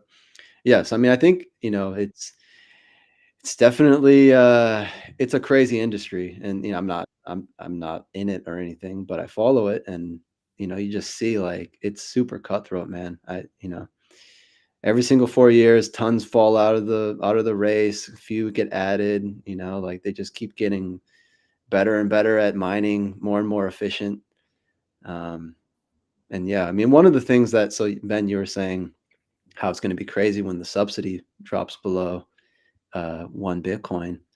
But one thing that I wonder is, even when it drops below 1 Bitcoin, I mean, by then, adoption may have been enough such that transaction fees actually cover the rest. So I wonder if, I mean, maybe miners won't ever earn less than 1 Bitcoin on average in a block, just because the fees will actually take over, right? I mean, okay, think about the wording here. This is a block subsidy, right? It's a subsidy. It subsidizes the block reward Mhm. until we have enough adoption. Yeah. Okay. And eventually we have enough adoption because, I mean, you know, who can resist Bitcoin? It's like, you know, eventually it sucks in the whole world, you know, so we're going to get there. And then once we get there, then it's all just fees and Yeah. it'll take over. So, Yeah. and 100%. by the way, it drops below 1 in 2032. So, I mean, by then, I mean, come on, that's That's not very that's far so away. far away. Well, I mean, it's not that far away, but it's also pretty far away. I mean, We all that's get to see it. We'll do a show with the 4 of us when it happens. Few more havings, I don't man. wanna That's crazy. I don't want to interrupt here, but Rick has to jump. He's got family to attend to. Rick, thanks for being here, man. I really appreciate it, and you're fucking killing it. I would just had one question for you before you jump. Wicked said he's not in the industry, but is he in the industry if he's keeping his office toasty warm? Absolutely. Yes. You're back in. 100%. Rick, have a good Hey. weekend. Thanks for having me, guys. Sorry I got to bail early, but love what you guys are all bullish on. Seriously, keep it Awesome rolling. hanging, Rick. Yeah, Love man. him. See you guys Have later. a good one. See ya. Anyways, Wicked, I'll let you continue here. There's a second screen. Do you want me to pull that one up too? Yeah, let's go to the second one. This one gets me really fucking bullish. All right, here we go. Okay, so this one's a little bit harder to interpret. So let me walk you through it. Okay, so basically what we have here, the main thing that I want you to pay attention to is that orange line. Okay, and what that orange line indicates is what a DCAer's cost basis would be depending on how long they've been DCAing. So you see on the bottom on the x-axis, you have the number of days that they've been DCAing. So you see there's 1,000 days, 2,000 days, 3,000 days, right? And then you basically see that the longer you DCA, as you would expect, typically the lower your cost basis gets. Okay. What makes me fucking crazy bullish about this is that every single DCAer, no matter when they first started, is in profit, right? That orange line is completely below the dotted line, the dotted white line, which is where we're at today. That's the price today. So every single one of us is in profit, right? You did it, you sick psychopaths. You did it. Yeah, dude. Like honestly, all of us did it. And part of me was like, part of me starting to think about this, right? So this happens. We come out of a bear market because we've all been stacking through a bear market. We've drastically dragged down our cost basis, and we've got it down to this level that's pretty approachable, right? And then coming out of it, pretty quickly, we all get in profit. Like, we don't even have to get halfway back to the all-time high. We're all in profit already. Okay. I think what this does is it starts to generate a little buzz. All right. And you kind of feel it. You feel it building up. Everyone's like, holy shit, we fucking made it. All right. All the money that we've been saving in Bitcoin, it's all there. Right. And we're no longer at a loss. We all have the same amount of purchasing power, if not more, than what we've put in there. Okay. We're all fucking richer. It was all not for nothing. And here we go. We're coming out of it. And then everyone in Normie Land's looking and they're saying, what the fuck's wrong with these people? They're still down 50%. Why are they all happy and high-fiving each other? Reinforced all their bullishness. Oh man. Yep. And dude, and then this is where it starts. Like, this is the new base. So I mean, I think that this is the indicator of when we come out of a bear market, and I think we just fucking did it. Look how vertical it went too. Ooh. Like, it doesn't look that steep at the others. Maybe early on in that, like Early, yeah. So 2020. this is the other thing that's really interesting about this chart. So I animated as well. So I have an animated version, which you can try to find in my posts. If you go to my highlights in Twitter, I've got all my kind of main ones. You could in just there. look at Michael Saylor's feed. He retweets them all the time. Sometimes if I'm lucky. But one of the really interesting things about this, when you animate it, is you start to notice how time in the market beats timing the market. All right. So you see how when you look further out in terms of how long you've been DCAing, the cost basis always gets lower and lower, right? Like kind of if you start at like kind of where that peak is at, where I mark 17.5, it's always going down. Like it never actually kind of like has like a bump where it reverses. It's always like a positive slope, right? And the reason why is because if you've been DCAing for a longer time, then when we have a bull run, you're less affected by those higher prices, right? Because you have more purchases that were lower than the price at this new level and this new epoch. Whereas the people who maybe even if they started in the bear market, like look at around a little bit past 2000 where they started right at the very bottom, right? And let's say they started DCAing right at the bottom, they caught that bottom perfectly. They still have fewer purchases below the price we're at now than the people who started at the very top. Yeah. So the people who started at the very top have a lower cost basis than the people who started at the very bottom last cycle. Time in the market beats timing the market, man. This is it. Oh. That is so odd. Think about the clowns that sold at 15K. Oh boy. Wrecked. That pains my soul. but I appreciate those stats though. I stacked a lot of them down there. Yeah. It's again like it's when you start looking at the numbers and you start realizing just how insane like when you're sitting through a bear market, it's easy to forget how far things have come, and it's easy to forget that like sitting at 20K was like the most painful thing ever, but the celebration that was happening at the end of 2017, or like even just like the recovery to like 10K and just reattaining 20K at the end of 2020, which was like, so fast. What was it? I know. 2-3 months. Yeah, from like 8 to 21. It was wild, dude. The 2017 10 to 20 happened in like 2 weeks. Jeez. It was like, and I mean, it started the year at 1. So it was like the most ridiculous. And honestly, we got a little bit fucked this last one clearly, because when you have somebody that is accepting billions of dollars and saying that you now own Bitcoin and not making a single purchase. All rehypothecated. Yeah. Yeah. Like Oh. just blatant fraud, being like, yeah, here, yeah, you've just purchased Bitcoin, and instead they've actually purchased Bahamas real estate. Like that has an effect on the price. And that definitely had an effect on anybody that was expecting a much bigger a much more mania in 2021. Like, it felt intense, but at the same time, compared to 2017, it was fucking nothing. And I mean, part of that was that the billions of dollars wanted to buy Bitcoin and thought they did, but they didn't. I think that was part of it. The other thing is, I mean, you look at 2017 or 2016 kind of leading into that bull run. I mean, it was a smooth fucking like kind of, parabolic run, right? Where it just built one after another. It was a bigger jump the next time, bigger jump the next time, and it just kind of built on top of each other till it crescendoed. Whereas with the more recent one, it kind of just went straight up. Like, if we're being honest, it just went from, I mean, I don't know if you guys remember, but it broke through 20 and then like 2 months later, it was fucking 60. Yeah. And then and that was kind of it.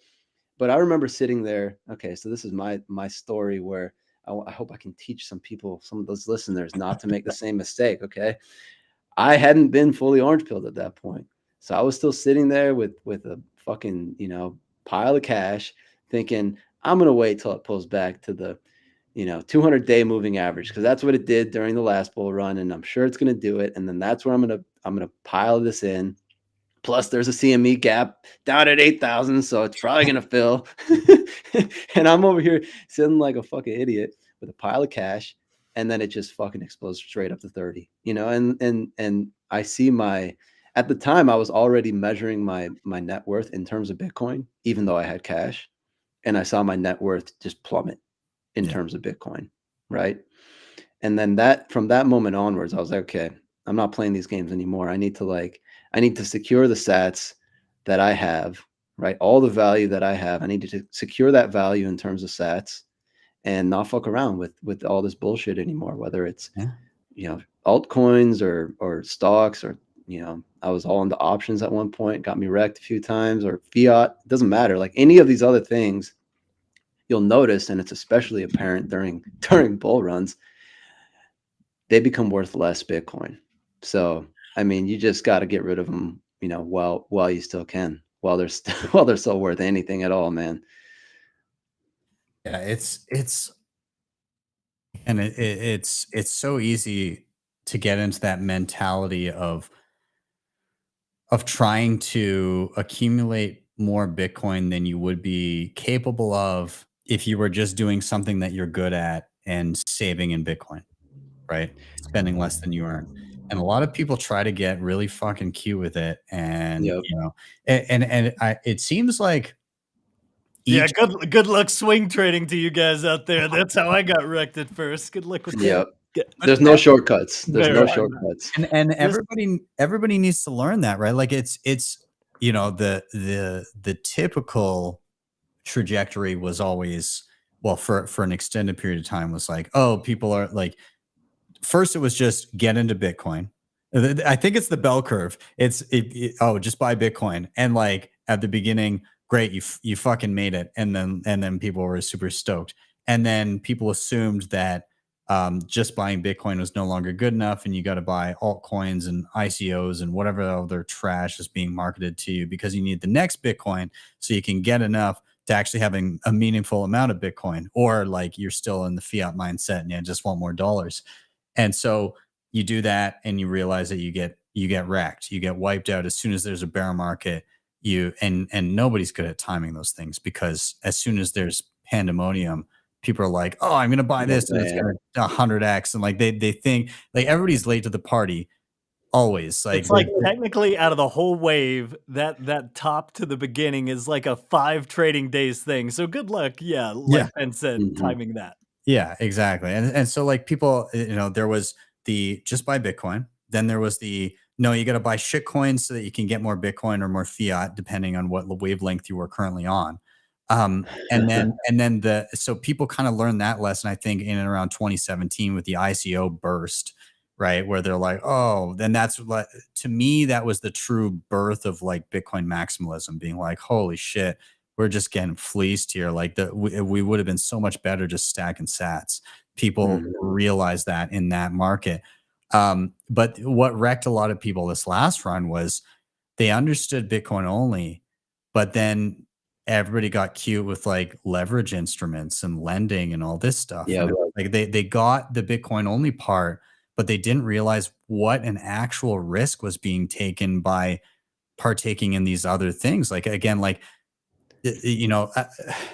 there's a quote, and I'm not going to attribute it. Like I've said it many times, but I swear I saw it somewhere else where fiat is the elites can print money, crypto is everyone can print money, and Bitcoin is no one can print money. And so like that's it's a perfect like crypto is fiat on cocaine. Yep. Right. It's literally like we're just going to print everything. There's no measuring degeneracy. Oh yeah, yeah. It's exactly. It's like everybody's the Fed, and the Fed is fucking high on coke as hell. And so like that is what's happening in crypto, and so with Bitcoin, like everybody's in this like the normies are in this fiat mindset, and then they come to this space where they're like, oh, it's decentralized and it's somehow better. No, it's if you're taking that like the buzzwords and you're taking those to heart, you're not exiting fiat, you're entering fiat squared. Blockchain, red fucking flag, all right? That's what you're doing. You're entering like something that is the square root of the thing you already hate is what you've just partook in. And so like it makes sense that in that learning trajectory, people go from fiat to crypto to Bitcoin only, but I'm still going to use fiat tools to try and maximize my gains or maximize my yield, right? And I think what a lot of Bitcoiners that were Bitcoin only learned this last round was, there are no shortcuts. Wicked, you said it. There are no shortcuts. You can if you manage to get more sats from one of those things, it was at the expense of somebody else. You're playing fiat games, and everybody else got screwed because of it. And more than likely, you're probably one of the people that actually got screwed, right? Like, had you just been really good at something, had you just kept your head low, done proof of work, and actually built good habits, you would have more sats today. But Bitcoin is a harsh but effective teacher.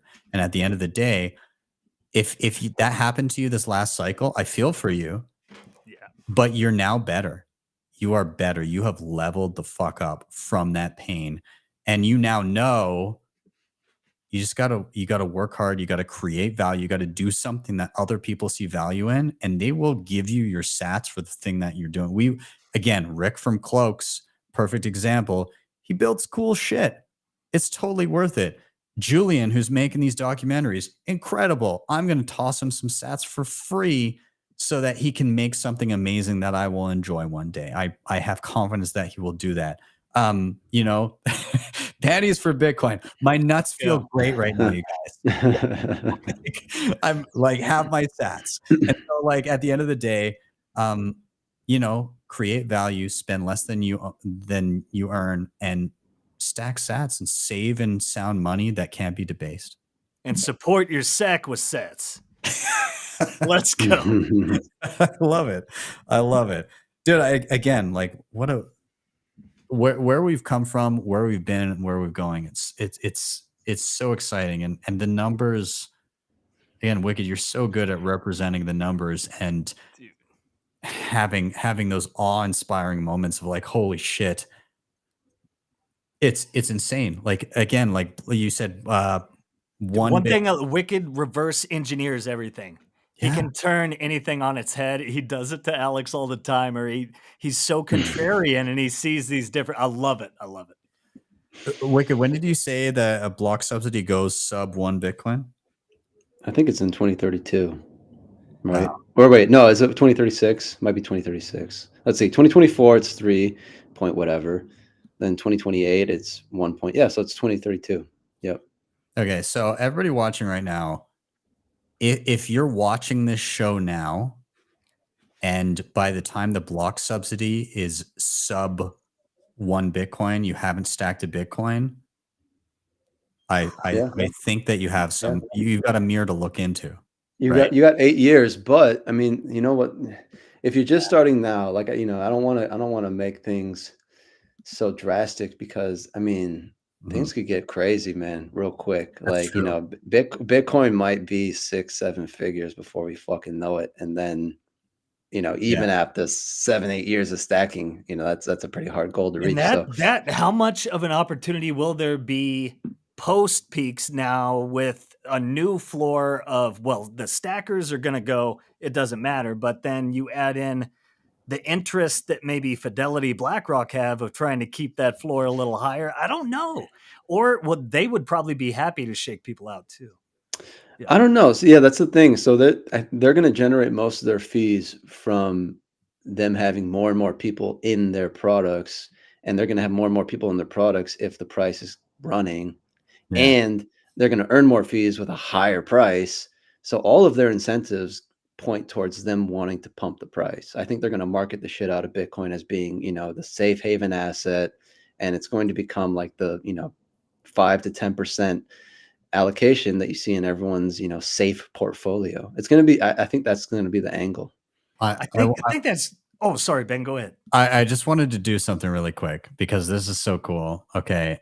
TimechainCalendar.com. So one of the things I like to look at a lot is sats per dollar, because this gives the mentality of how many sats can I get for my fiat now. It's not how much fiat is my Bitcoin worth, right? It inverses the way we're used to thinking. And so I think everybody needs to get sats per dollar baked into their head. And as that number goes down, you're getting more fucked if you're still on a US dollar denominated or fiat denominated paycheck. Dude, I'm gonna drop this because don't remind me. Don't remind me, bro. He changed my ethos in this. So during a bear market, right? Well, my dollar gets me more sats. So technically, didn't we get a pay raise, Wicked, for an extended bear market? Oh man, I was fucking rolling in it during the bear market, dude. I hadn't had that level of earnings, right? Sats per hour, for a long time. I was getting kind of sad there for a bit at the top of the bull run. I'm not gonna lie. It's wild. You get into this, you realize that, I mean, when Bitcoin hits whatever the peak is in every market, when that blow off top happens and it becomes clear that you're in the bear market, all you need to do is go, what were the sats per dollar at the peak? And it's going to be back there. At the very least, it's going to be back there. And so all you need to do is say, I'm buying that many more sats for a single dollar right now. That's what I'm doing. And so one of the cool things about that's not what you're doing. That's not what you're doing. What are you doing? You're selling your dollars for sats is what you're doing. Yes, that's true. And some sucker is willing to pay more. Burn that dirty fiat. So the greater fool. One of the cool things you can do on Timechain Calendar is there's this little magnifying glass. If you hit it, you can choose a date. And so I just for a second, you guys, I just want to go back in time. TC is a savage. Not even that far. Let's just go back to early 2020. And like, I think it was in and around March, we had that puke where it just like got destroyed. I don't know what date it was. Was that the mining apocalypse? The China apocalypse? Or no, that was like when shit was hitting the fan with COVID and oh, okay. Yeah. February, March. So I'm just picking, I can't remember the dates on it, but let's just say like March 2020. Let's see how many sats you would get for US dollar then. By the way, right now it's 28, whatever it is, 2,800 something. Yeah. So probably like fucking Yeah, that 16,000 sats back for, in my day. Gosh, dang it. for a single US dollar, 16,000 sats in 2020. That was 3.5 years ago, early 2020. So like Yeah. again, like And that was what, 3K, 6K. It Yeah, was that like was- that collapsed to 3, I think. yeah, that was Yep. that was 6K. So it still had like it still got cut in half. So at some point you probably would have been able to get 30,000 sats for $1 Damn. Yes. in Well, 20. no, wait. You're looking at that wrong. It's you said 16,000, right? You're looking at the bottom number. Oh, sorry. Yeah, Yeah. right. Yeah, but Bitcoin still had the price went down to 6,000. 3K. It did at one point, yeah, at the very bottom. But yeah, dude, 16,000 sats per dollar. Yeah, Holy you shit. can't get 28. That was around the time I was just figuring out Bitcoin was going into another halving, and I started getting super retarded and going down the rabbit hole. And it was all because, the helicopter money started, and I was like, this goose is cooked. And, it's not if or when, it's not if, it's when. And then that's really when I was like, I got to figure out this Bitcoin. I got to. Like this is Ben, you're killing me. You're killing me, bro. 2015. A single US dollar would pick you up 459,000 sats. I'll tell you what, this is making me bearish. Ah. Bearish on the dollar.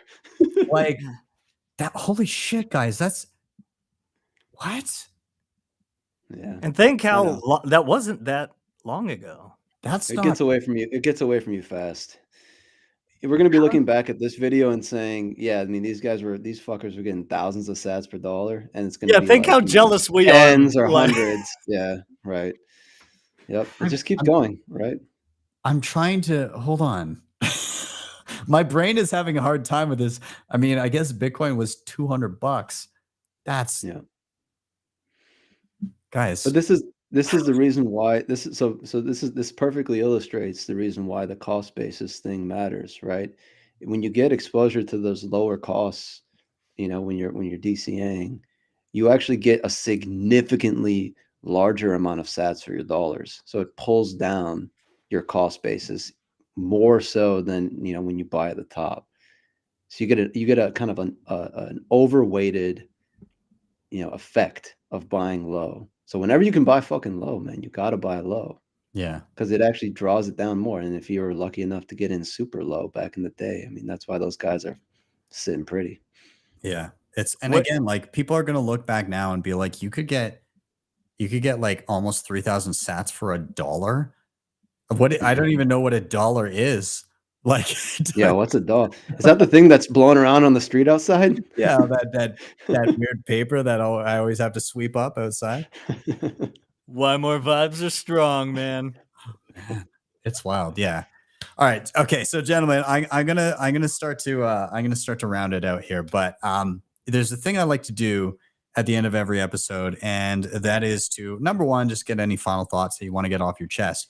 But number two is I like to get a recommendation from you guys of something that you think that the people watching might benefit from. And that recommendation could come in any form. It could be, hey, go check out a video or a podcast or an article that I read. Or maybe it's, hey, there's this cool app that I really like, or there's a device that I particularly like, or maybe you just had a personal experience and a bit of life advice that you'd like to bestow upon people. It can come in any form.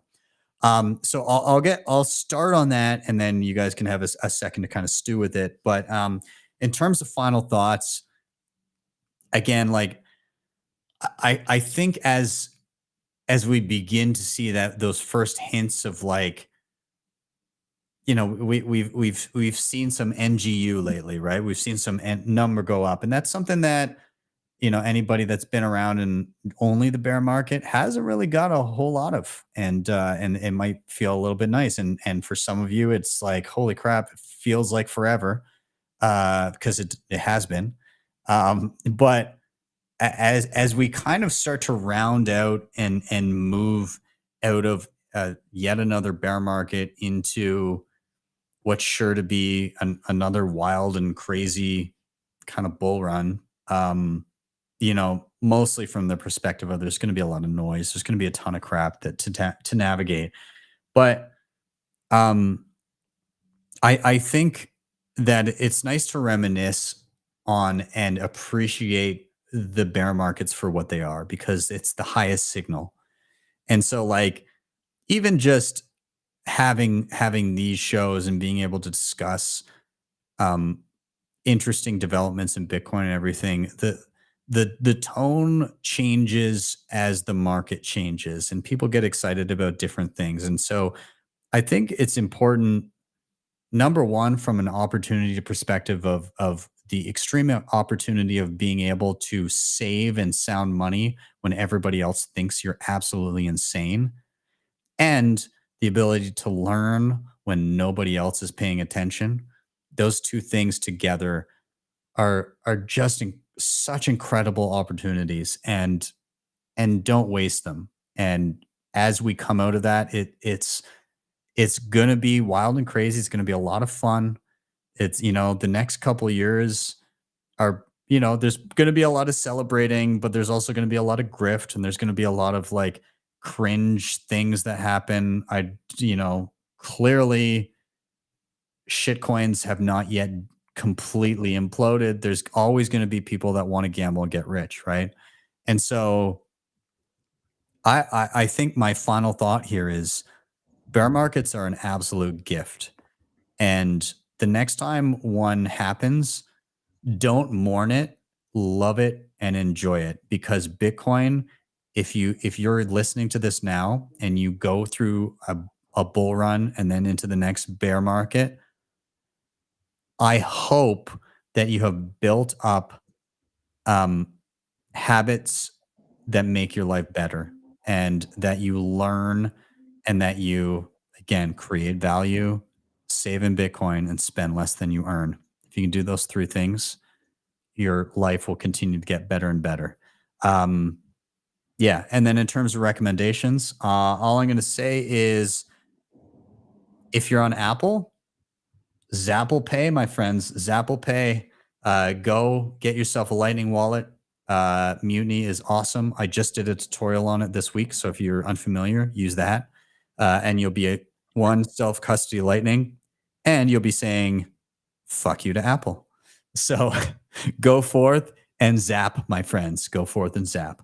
Rustin, I'm going to toss to you. Final thoughts, recommendations. What do you have? Oh man, that was great. I think some of the final thoughts I have here is kind of going back into our talk. There's something very interesting about Bitcoin and it being honest, and the effect it has on people, and then the effect it has on like all of us here individually. I know it's had big effects on us.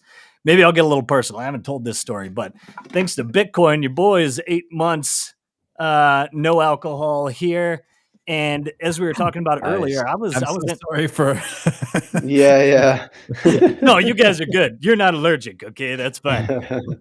Marijuana's all right there. That's fine. No, but guys, this was epic. But there is something here, and I think it gets to, there is the old fables of the root to all evil is money. Maybe it's not the money. Maybe it's the control system within the money. And Michael Saylor talks about how money is a control system. So why would you take part? If it is, why would I take part in a system that steals from me? Why would I take part in a system that is bleeding me dry and stealing my future and our future families' generations away? It's a clear and easy choice just to get Bitcoin. And when you were talking earlier, you made me think of Eric Kayson. You had it. You had Bitcoin and you lost it. You 10x longed it, and there you go. And this is what happens. But isn't that powerful, and that Bitcoin teaches that lesson? Like, that is so crazy to me to think about. Maybe John Vallis, maybe he's starting to seep in. There is some power there, and there is something with people. Maybe they start to better themselves physically, mentally, spiritually, all these things connected once they get into Bitcoin, because they have this faith and belief that they can be better and that their future can be better, and they can make things better for their family and their community, right? And that is super powerful. And it's going to be amazing to see what this does to society in the future.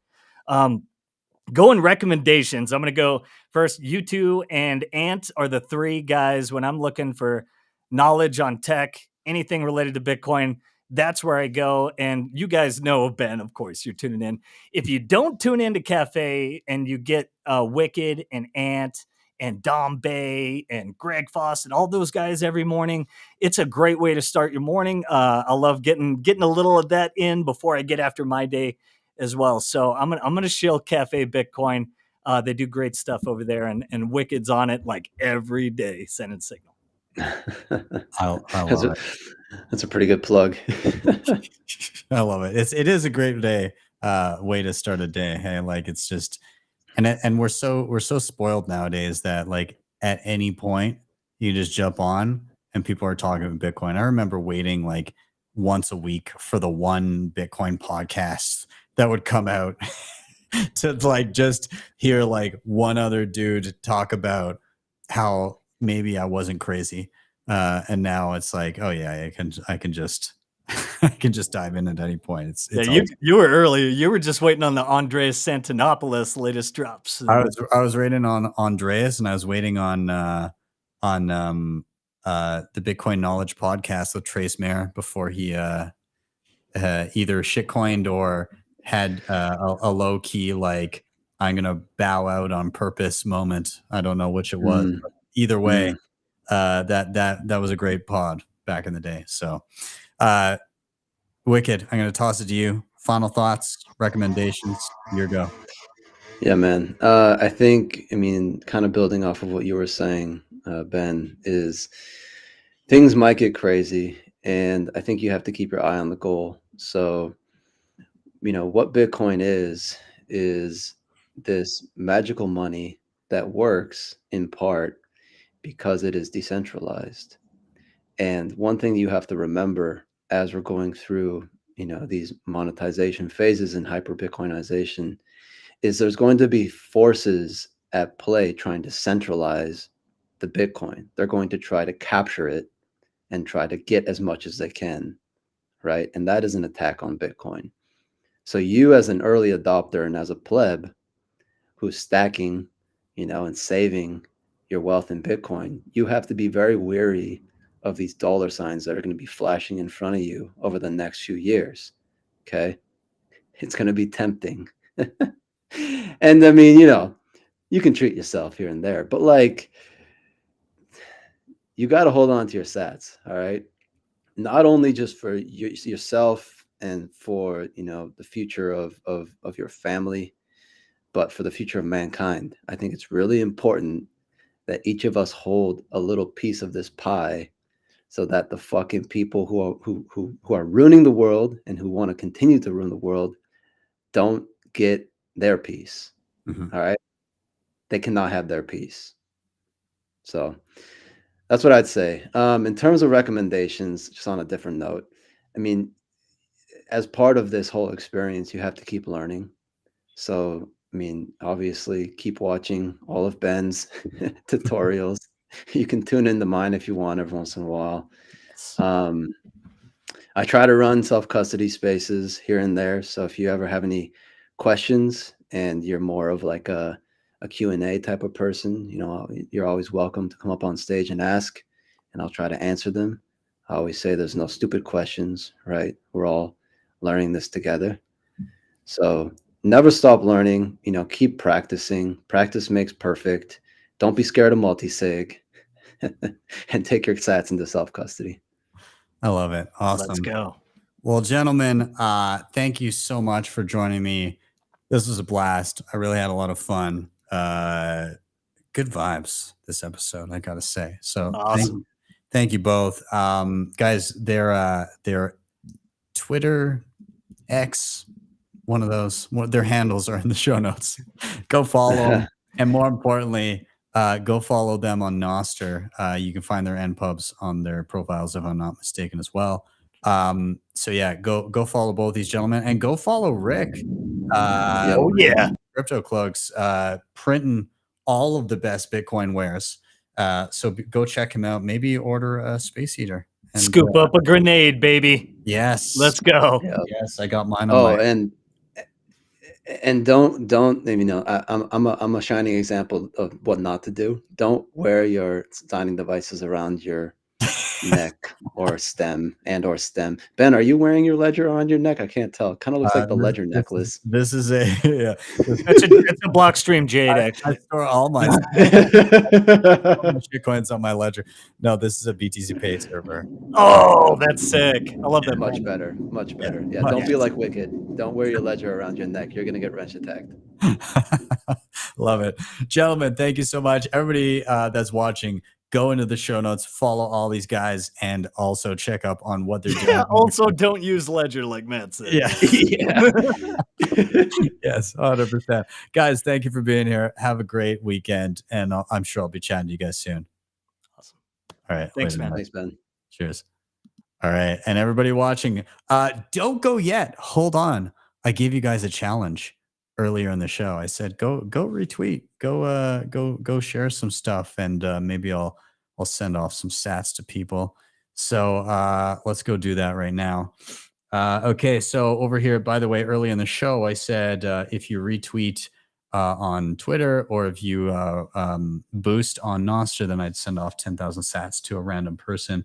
If you boost it or retweet it and then reply with your lightning address. So let's do a quick scroll here. Let's see what we got. Okay, I see a bunch. I'm gonna go with let's do Wacky. All right, Wacky at Wallet of Satoshi. Number one, buddy. Let's get you on some non-custodial, but I'm still gonna do it for you here. And of course I say that, and I'm on Alby for this particular transaction. I do self-custody, but I did this just for ease of use for this particular thing. Anyways, so let's paste that in, Wacky, and we'll do 10K sats here, and off it goes. Okay, so Wacky, congrats. There you go, 10K sats for you, and I'll just do a little reply here. Yo, congrats. 10K sats for you. And then we'll do the same over on Nostr. Let's hop over. Okay, let's see what we got down below. Okay. We got a few. Oh, we got a TwitX. What are you doing? You guys are slacking. Nostr on top of it. Okay. All right, Ross. Ross, it's happening. What is this? Roster at. Can I copy that? Select. Hold on here. We're going to do it. Okay, hold on. There we go. Okay. Roster, we'll call you Roster. 10K sats coming your way. Let's do it. Send, paste, continue. 10K, confirm, and off you go. And then I'll just do a congrats. 10K sats for you. All right. Everybody, thank you so much for being here. I do really appreciate everything. Thank you guys. You're awesome. So Roster, Wacky, congrats on the 10K sats, and thank you for sharing the show. I do appreciate it. That just means you were here watching, and that's important to me. That means a lot that you guys would take your time to come join me and all the gents on this episode. Anyways, guys, of course, please do like, subscribe, share, even though the show's coming to an end. It's nice for people to be able to catch on up to it afterwards. Hit that little like button if you're here on YouTube. Hit the like button on Nostr as well. Give it a boost, give it a retweet, share it on whatever the socials you may be on, and that always helps a ton. And subscribe if you're not already. That really does help. Of course, you can also hit up the previously mentioned sponsors. They are all in the show notes down below. And then finally, there's a QR code on the screen for you right now. If you need a little bit of extra help, maybe all of the free tutorials aren't quite cutting it, and you just need a little bit of extra hand holding as you sort out everything, as you're setting up wallets, hardware, multi-sig, privacy tools, whatever it may be, you can scan that QR code. It'll take you to my website where you can book me for one-on-one sessions. So yeah, you can go ahead and do that. If you're listening on the pod afterwards, it is just btcsessions.ca. Anyways, guys, thank you so much for being here. I really do appreciate it. Yeah, I guess that's it for me. Have a wonderful day or evening, wherever you may be. I'll see you guys next time for your daily session.